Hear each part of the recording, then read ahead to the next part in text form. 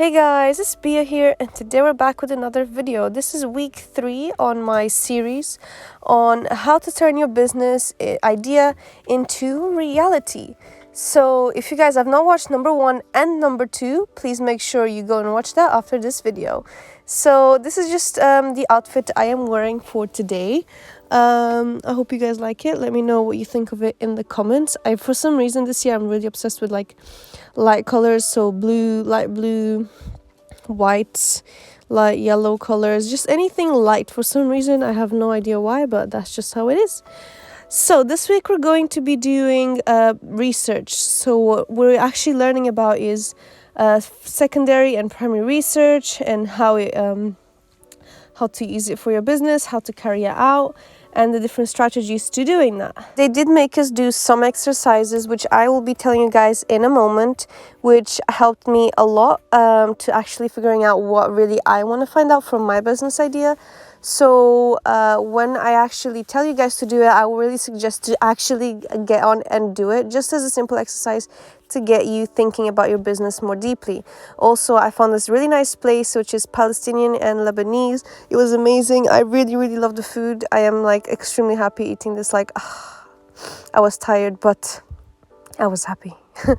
So yeah, if you guys are ever around Holborn, please go there. Like seriously, it's delicious. Like it was packed as well, so that's how you know it's good. Because I can't be having McDonald's every day, and I can't be having sushi every day, so this is the best possible thing to replace it with. Honestly, I'll probably go there more often than the other places. So now to the important parts.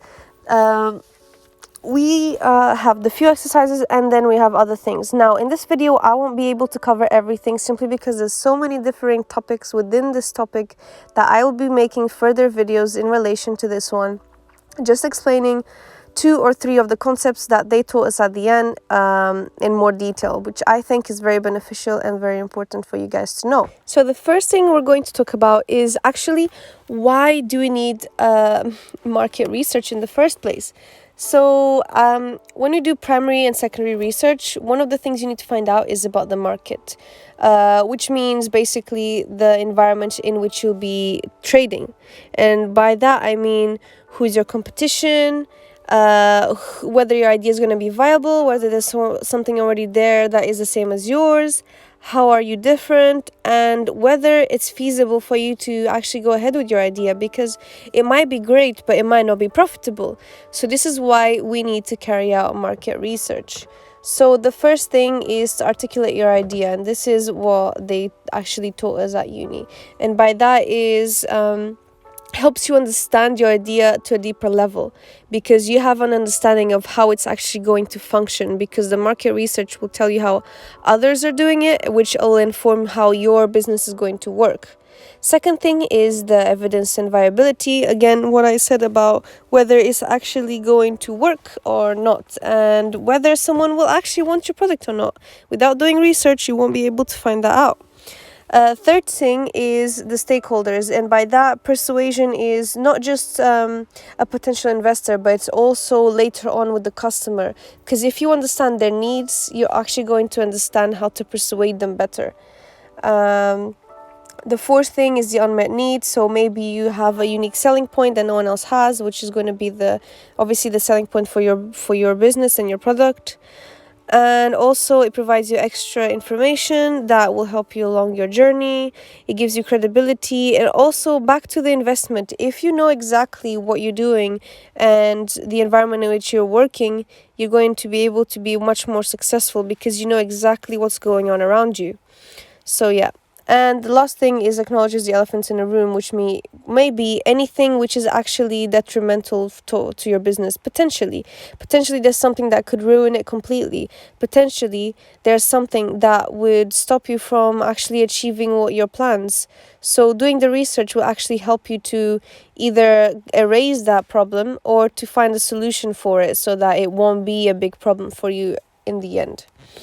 So why do we need market research? And we have divided this into 3 things. They actually gave us a little what's it called, Venn diagram. Yes, when you have the overlapping circles. So we had desirability, so what do people want, That's where we start. And then we go to viability, which is, can it be financially viable? And feasibility, is it technically going to work? So is it going to function when you have employees? Is it going to be easy to do things in a larger scale? Is it going to be easy to source your materials? All these things that you need to actually pay attention to. So the next thing that we're going to touch on is the research process. Obviously, there's a way to doing everything. So here are the 4 steps on how to do it. The first one is to define the problem and your objectives. So basically, you need to find out what you actually want to know. So what do you want to find out for your business? What is this stuff that we basically have no clue about, or something that you need to develop? And what are you trying to achieve? What are you trying to find out from your research? Don't just go on Google and type up random questions that have nothing to do with your business. Or something that will not benefit. So you need to have a goal in mind of something that you want to find out. What answers do you want to get from your customers? What do you want to know? The next thing is to develop the plan. Obviously, you need to plan out how you're going to do it. Are you going to interview people? What's the stages of research? Are you going to start out by going on the internet to find more, and then you do like more research with people individually, which is called primary research, by the way? Or are you going to do surveys? Or are you going to go out into the streets and test your product? What are you going to do? Next thing is to actually implement it. So as I said, primary and secondary research, which I will be telling you guys about in a second. And then the last thing is to do a bit of evaluation and analysis on what you found out. So after you go out and you do all your tests, all your trials, all your research, you need to come back and you need to reflect on it. So designing your research and what the questions that you're going to be asking. You can ask any question you want. These are just some common questions that people ask when they are doing their research, and it might help you figure out what you're actually missing. So the first thing you need to know is, how large is the market?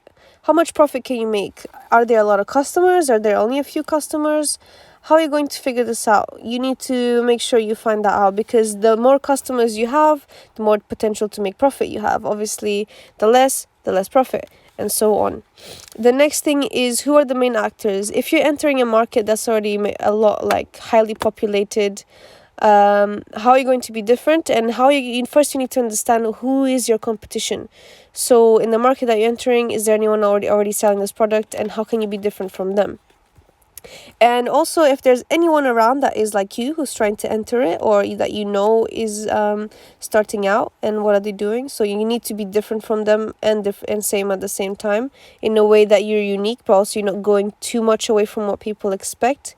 What are the trends? What the existing products, as I said. Also, you need to find out, what is the cost of the product? What is the price that the customer is willing to pay for it? So you know what to set for your target for your costs, and so you can work out if you can make profit. And also figure out who's the customer, which is a whole thing in itself. Understanding the customer is so important, because they are the people who will be buying your product. So you need to understand the customer inside and out, because that's the only way you're going to exceed their expectations, meet their expectations, and find out how to better serve them, essentially. Because when you're making people happy, they'll always come back and you'll always buy more over and over again. So you really need to figure out how to meet all the needs of the customer that you are targeting. So in order to do this, there's a few questions that you need to ask. One is, how do they use the product? So if it was an iPhone, how, for example, if that's the product I'm selling, how do people use it? You need to think about how often they use it. For example, does it fit into their hand nicely? How many buttons are you going to have? All these things. For example, who's involved in buying? Are you selling to another business? Is it business to business, or is it business to to consumer? So that's another thing that you need to think about. Another question is, what are their criteria? So what is the criteria for choosing the product? When did they buy the product? Where did they buy it? Is it online? Is it in a store? And why did they buy it? Why are they so interested in buying this product? So that you can find out how to do that for yourself and make it help you in the process. So why would they choose to, for example, buy yours instead of someone else's? But in like overall, there's a reason why they want to buy the product. So that's another thing that you need to find out. What is their main drive? Okay. So next thing is we have secondary research. Now, secondary research, to be very, very blatant with you, it's just information you find online. Like literally what it is. It's information that someone else has collected and that you're going to use for your benefit. If you want to stop the video right now, you can brainstorm some things that you want to find out for your business, and you can create some business questions, so questions of things that you want to find out. For example, how many customers are in my market? Who are my competition? Who is my customer? What is their lifestyle like? Stuff like that, so that when you go and do your secondary research, you can actually know what you're looking for, which is much easier. Like just going on Google, trust me, I've done this before. If you have no idea what you're looking for, it is very tedious and is very long, and you're going to get so bored, and it'll probably make you not want to do this anymore. So take it in steps, ask the simple questions first, and then later we can delve deeper into them. So oh my God, I'm so sorry. I'm kind of sick. So from the secondary research, as I said, you can find out the customer, the competitors, and you can predict what to expect. Now, as I said here in my little book, I wrote customer segments. And by segments, I mean, what is the person like, the person that you're targeting? What is their lifestyle like? Do they have an animal pet? Do they like going hiking? Do they like looking bougie? Do they like going out partying? Or are they more conservative? So stuff like that. How old are they? How much money do they earn? You know, is it for a woman? Is it for a man? Is it unisex? Is it for kids? Is it for someone with special needs? Also, where do they live? Do they live in a city? Do they live in a different country? What is the culture like? You need to consider all these things about your customer, so you can understand how they think and how they do everything. So even their beliefs, that is very important if that's something that you're interested in focusing on. Now here I am just writing down some of the points that you guys might want to use when you're doing your secondary research. So when you go on Google, you can search up, for example, the company name. If they are a limited company, they have to actually put a lot of information into Companies House. So if you go on Google and you search up Companies House, you can go to their website. So if you search up, for example, company report, finance report, annual report, and so on, you can find about how their earnings, and you can also find out other details about how much money they make, how many employees they have. I know this is not a lot of the information that you think is useful, but if you read into it, maybe you can figure out how much sales they're making and so on, and you can even compare different companies with each other. So that is a few things that you can do. Also sustainability reports, you can find out like what are they doing. Also go on the brand's Instagram page and so on. Maybe there's some important stuff they have. And also the company website. If you go on their website, they'll tell you a lot of things about themselves, like, because obviously they're trying to sell to you if you're the customer. Right. So next thing is primary research. Now, if you guys don't know what primary research is, basically research that you conduct yourself. And by that, I mean you actually physically do everything yourself from the beginning to the end. You formulate the questions, you go and ask people, you do questionnaires, you ask people again, you make the product, you ask people again, you do it all yourself. There's no one else finding this information for you, obviously, unless you hire them to and they're working for you. But there's no outsider information. So you actually go directly and ask all the questions yourself, which can be good and can be bad at the same time. Now, this data that you're collecting, the reason why it could be potentially bad is because you are researching it for your own benefit and for yourself. You might have a bias. So when you're talking to people, you might actually bring some, and doing research, you might actually be doing some bias toward yourself, which might give you a few skewed results. So if you're asking questions that you're basically either pressuring them to answer in a specific way, or when you're doing a focus group or you're talking to people, maybe they feel bad and they just want you to think their idea is good. There's some ways in which this data can be skewed, so just be careful in how you ask these questions. But you are in control of the process after all, so whatever you want to do, you can do. You can literally take as long as you want, and do whatever you want, okay? So this also allows you to focus on some more specific questions that maybe online you won't find, because online, trust me, even from my own experience, you can't find everything. You might think Google has all the answers, but really they don't. It's a scam, guys. It's a scam. So yeah. All right. So what are the methods that you can use? As I said, you have interviews. So you can do one-on-one, talk to maybe 10 people, gather some information. You can do questionnaires, which are very, very quick. Focus groups, as I said, we gather a group of people and then you discuss the topic. Observation, which actually I will be doing another video on. Wardrobe audit, which I will also be doing another video on, an accompanied shop.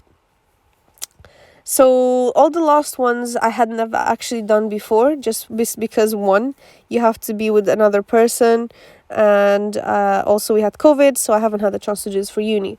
But observation is literally, you can literally go to a shopping center and you can just stand in front of the store that you like. You can stand in the corner, of course. Don't look like an idiot just in the middle looking at the store for an hour. You can just stand on the side and you take notes of like who's going in, who's coming out, how many people are going into the shop, and for how many people going to the shop, how many come out with a bag of clothes, how many come out with 2 bags of clothes. What type of people are walking to the shop? Is it an older customer? Is it a younger customer? You can see all these things just by standing in front of the shop. So that's very important. If you go into your competition's store and you can see it physically and you can do this kind of observation, I would say is very, very interesting, very useful. You can also speak to the people that are actually working there. Like, why not? You speak to the people in the shop. You say, I'm a fashion student. I'm just trying to do some research about this brand, whatever. Do you guys have any info? Like, because the people that work there, they see the customers every day. They literally have the most info. They're the ones who know the customer best. They know their behavior. They know what they buy. They know what sells more. They know what sells less. They know what gets returned. So just go and use them for your benefit. Now, I'm actually getting too carried on about primary research, which is why I have to do another video. But we have qualitative and quantitative. Now, quantitative is my favorite because it involves numbers and statistics, and I love maths just so much. And I'm not even being sarcastic, guys. Like, this is amazing. I love it. Stats. Beautiful. Histograms. But yeah, quantitative, just anything that involves numbers that you can gather and then you can literally plot graphs on them. And qualitative is much more detailed, but it's also much more difficult to put into, like if you want to put them into different categories, it's much more difficult to compare. But it gives you more information. For example, you can't do a questionnaire on customer reacting to a piece of clothing. You can't do that. You need to speak to them. So for example, qualitative, you could do focus groups, you can do the observation, the wardrobe audit, and the interviews. But for example, if you want quantitative, which is the numbers, you can do questionnaires and surveys, which is more numbers focused. But in the end, you have to do both of them. If you don't do both of these types of research, you're not going to get the full picture of what your customer likes and wants. Also, to carry out the quantitative one, which is basically questionnaires, it's way faster and you can get probably like 50 people to do it much quicker than if you're doing focus groups or interviews, which takes way longer. So you get more detailed information, but it is more time consuming. So do consider that, guys, and what you do decide to do. Right. So let's just go into the advantages and disadvantages. Although I already kind of touched upon this topic a little bit, I do want to talk to you guys about this. So we have qualitative, which is what I'm going to start with. I don't know what I wrote down first, but this is what I'm going to talk about first. So for qualitative, as I said, you have a more fuller picture, and by that I mean you have much more detail about what the customer likes, what they don't like. if you're doing an interview or if you're kind of showing them the product, you can see their reaction to it.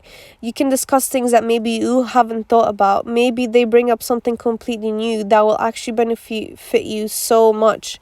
And you wouldn't have done that if you just had the questionnaire with yes, no. How much money would you spend? 50, 100, 150? You can never get this kind of detailed information from quantitative. So that's why I would say qualitative is very, very important. Although you don't need to do as many interviews as you get people doing a survey, you would actually get a lot more information. So it can go beyond what you are expecting. And then you have the disadvantages, which is it's time consuming. You do have to analyze it, take your time. It's not easy to compare different people's like long interviews. You might forget some of the stuff, to be honest, if you're talking to them. So you probably need to record the conversation and read it over later. And then you also can bring in your bias. Again, you're chatting to them. You're talking to them like you are getting more involved with the customer or the whoever you're interviewing. So you might actually bring in your own bias. Next thing is the quantitative. So you can answer very easy questions very quickly. So how many, how much? Like, how many jackets do you own? How many jackets did you buy in the last year? How expensive is like the average jacket in your wardrobe? How many shirts do you wear? Like, all these different things. How many shirts do you wear? Like, how many pairs of trainers do you have in your closet? All kinds of questions that you can ask very quickly, very easily. And it's also easier to put this into a graph, as I said, which is why I love statistics, because you can see everything visually and it's much more clear what the trends are with your customers, where do they fall, what is most likely to happen. So for me, I love that. But again, it's limited and you can only get back what you ask in the questions. So you guys have to take that in consideration. So yeah, that is pretty much it. I hope you guys enjoyed this video. Don't forget to leave a like and comment down below if you have any questions. And I'll be doing more in-depth explanations on the other topics. So I'll see you guys on the next one.